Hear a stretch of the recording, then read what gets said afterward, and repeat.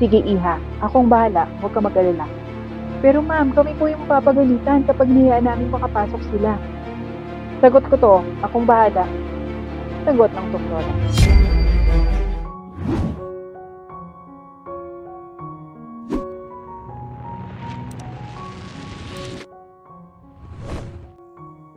Dalawa lamang sa buhay ang mag-inang Josie at Jessa.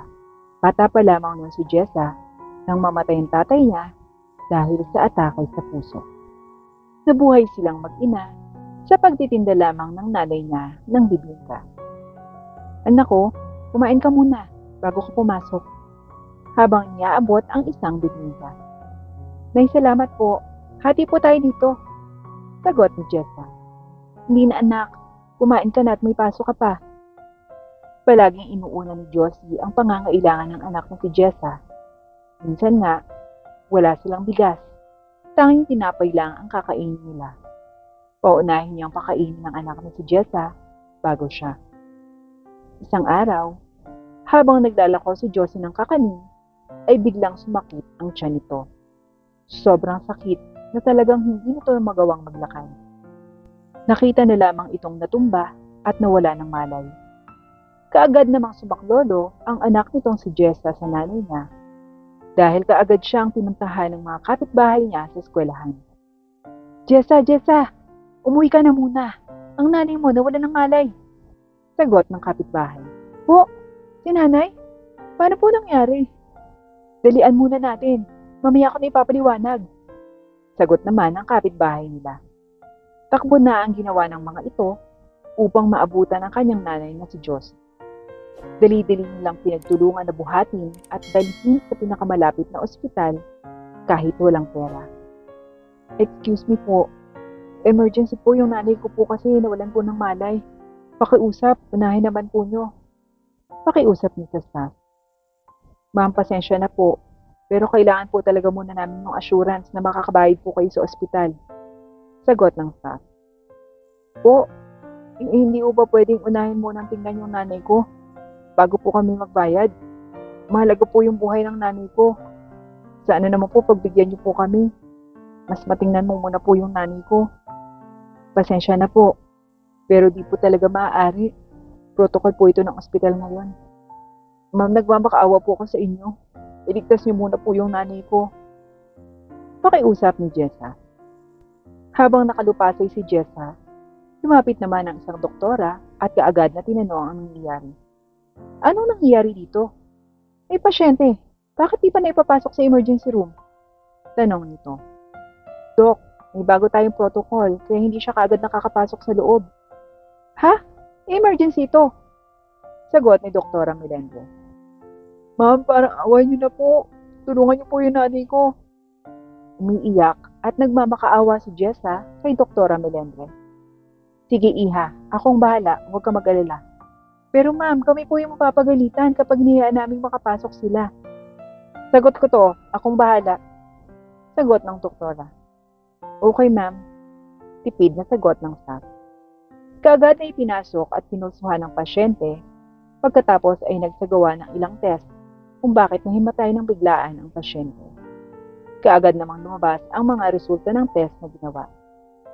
Iha, pagkatapos ng ilang test na ginawa sa iyong nanay, napag-alaman naming may appendicitis siya at kailangan kaagad na operahan para matanggal ang nararamdaman nitong sakit sa tiyan.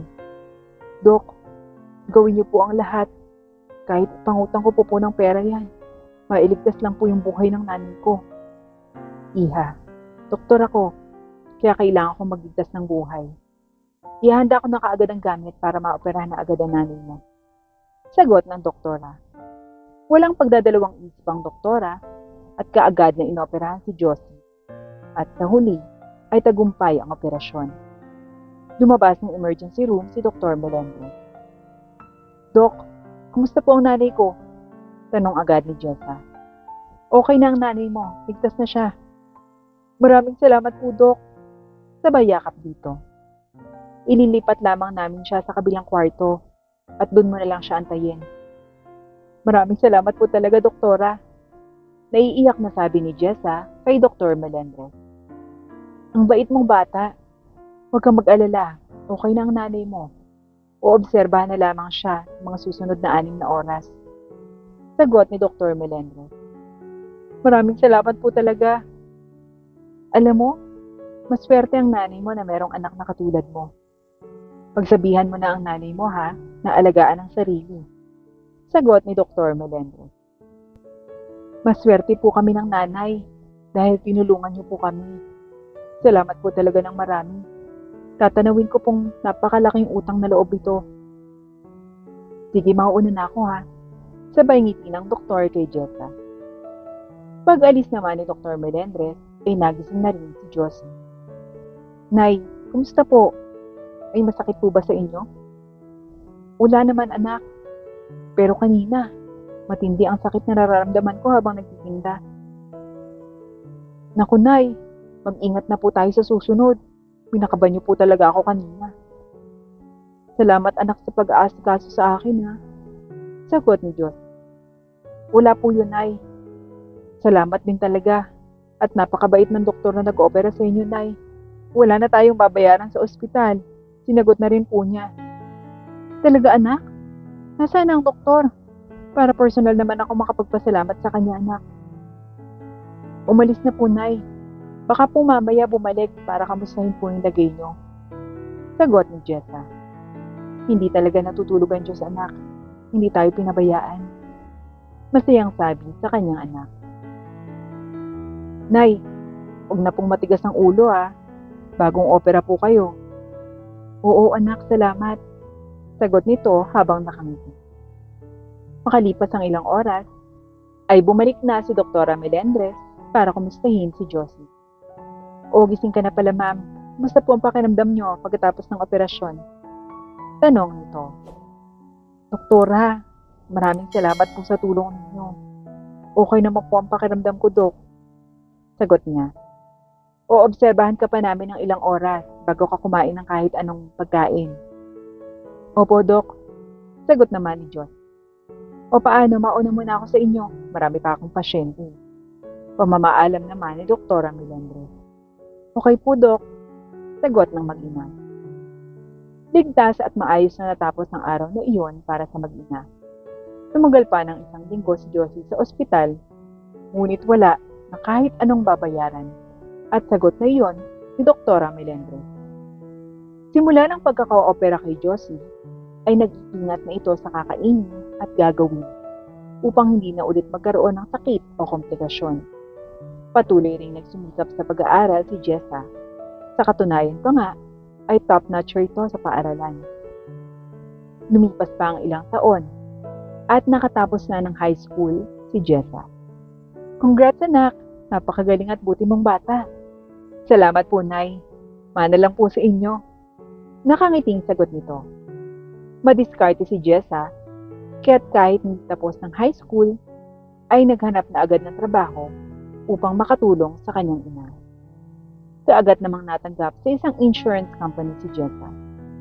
Ilang buwan lamang siya dito sa kagustuhan niyang magtayo ng maliit na negosyo. Nay, ano po kayang magandang negosyo? Ayoko na po ng may amo. Gusto ko ako na po yung boss ng sarili ko. Natatawang sabi nito sa kanyang ina. Aba, oo naman. Mas maganda talaga yung magnegosyo ng sarili mo. Eh di, yung niluluto natin na bibingka kaya ang subukan mo itinda sa bayan. Maraming tao doon. Siguradong papatok yan. Oo nga po, Nay. Subukan nga po yan. Agad na namili ng gagamitin sa bibingka si Jessa. May ipon naman siya nang nagtatrabahan pa siya sa insurance company. Pagkatapos mamili, ay saka gumawa ng bibingka. O Nay, tulungan niyo po akong gumawa ng bibingka. Masarap kayong magluto ng ganito eh. Sagot ni Jessa. Oo naman anak. Nang makatapos gumawa ng bibingka, ay kaagad na dinala ni Jessa sa bayan. Pumwesto na lamang siya sa tabi ng bilihan ng mga tinapay. Marami ang bumili ng tinda niyang bibingka at nasarapan ng mga ito. Ang sarap naman ng bibingkang tinda mo, Neng. Salamat po. Gawa po yan ng nanay ko. Bukas, magtinda ka ulit. May masarap kaming mabibiling merienda. Dagdag ng isa pang customer. Sige po, walang problema. Maagang nakaupos ng panindang bibingka si Jessa kaya't bumili na lamang siya ng lutong ulam. Nay, andito na po ako. Pumili na po ako ng ulam para hindi na po tayo magluto. Anak, nakaubos ka ba ng bibingka? Opo, Nay. Masarap daw po yung gawa niyo. Bukas po ulit magtitinda ako.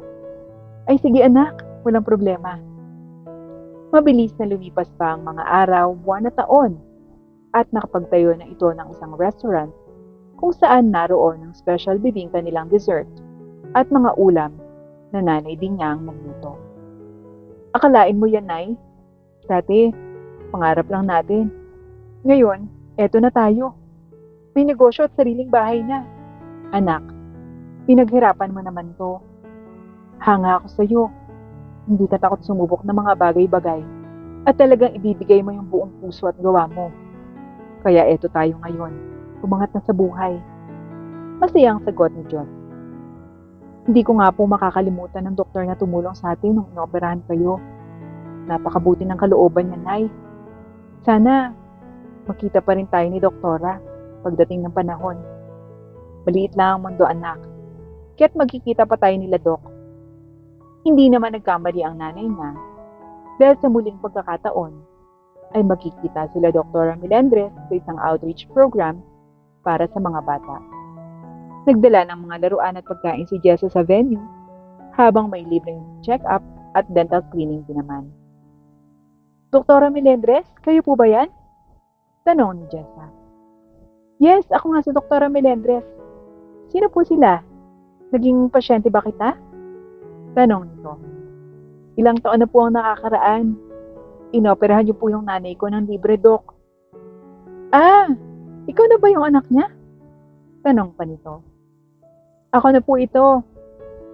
Buti po at nagkita tayo dito, Dok. Saad ni Jessa.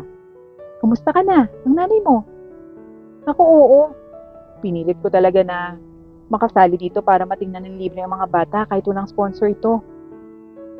Ako naman po, Dok. Magdo-donate po ako ng tulong ko na rin sa mga bata. Talaga? Ay, salamat naman ng marami kung ganun. Naawa kasi talaga ako sa mga bata. Dapat, madalas na natitingnan ng kalusugan nila hanggang maaari. Kaya lamang, kulang sa budget din ng gobyerno. Sagot ng doktor. Oo nga po, Dok. Huwag po kayong mag-alala. Ako na pong bahala. Kapag may outreach program po kayo, tawagan niyo na lang po ako. Handa po akong tumulong.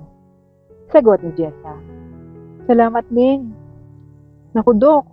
Wala pa po yan sa ginawa niyong pagtulong sa akin noon. Nang dahil po sa inyo, kasama ko pa ang nanay ko hanggang ngayon. Kaya sobrang pasasalamat ko po sa inyo, Dok. Hindi ko talaga kayo makakalimutan, lalo na po ang kabaitan niyo sa amin ni nanay. Kahit sino, tutulungan ko. Basta kayo, walang problema yan. Pagkatapos ng outreach program na iyon, kaagad na nagbigay ng 200,000 piso si Jessa na nakatseke upang itulong sa mga bata. Ma'am, magsabi lang po kayo kung kulang pa po akong bahala. Huwag po kayong mangihiya. Sagot ni Jessa. Oo naman, i-update kita kapag may outreach program ulit kami sa kabilang bayan. Sagot ng doktor. Napansin ko lang po, Dok, napakalapit niyo po sa mga bata. Meron po ba kayong asawa at anak na rin po? Meron na. Kaya lang, maaga silang kinuha sa akin ni Lord eh. Malungkot na sagot nito. Ay, sorry, Dok. Naitanong ko lang po. It's okay. Matagal na rin naman yon. Hayaan niyo po, Dok. Andito naman po kami ng mga batang tinutulungan niyo. Parang nanay na rin po kayo eh. Salamat, Iha. Pagkatapos ng outreach program, ay inibitahan niya itong magtungo sa bahay nila para doon naman maghapunan. Ma'am, sabay na po kayo mag-dinner para makita niyo rin po ang nanay. Sure, Iha. Sagot ng doktor.